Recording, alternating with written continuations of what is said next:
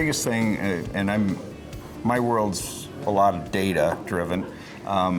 There's a lot of customer data that's available to us. Getting that data, putting it together, understanding the transition, the life cycle of the customer.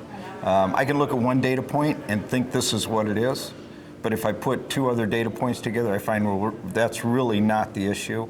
It's all about keeping customers satisfied and making sure customers are putting you high on their consideration list, making sure you're being shopped by those customers, and hopefully retaining them and referring to other customers for more loyalty and bringing them back in. So if you're focused on a single data point or a single element of customer feedback, you might not really understand what drove that customer to the decision the customer made, and you might miss great opportunities. So getting that data, making sure we can mine the data, get the data together and understand it in a picture of what the customer's gone through, I think that's where we need to be, and that's what we're working towards.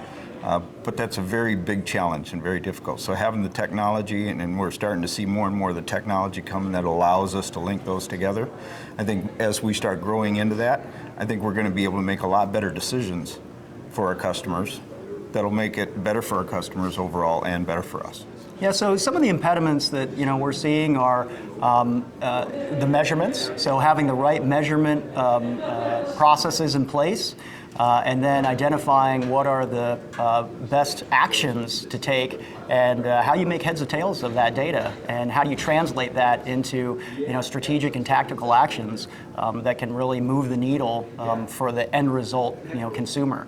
So those are probably the biggest things that we're looking at, is taking that data, interpreting that data, and then translating those into those strategic the strategies and the actions that we need to take to move the needle.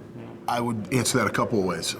One is just the wealth of information, being able to boil that down and make it usable. Our dealers, as you know, it's not the longest attention span. When you have them, you gotta really hit them hard between the eyes.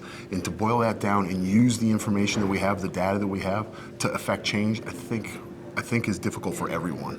Us in particular, what's been interesting is time pops up everywhere we go.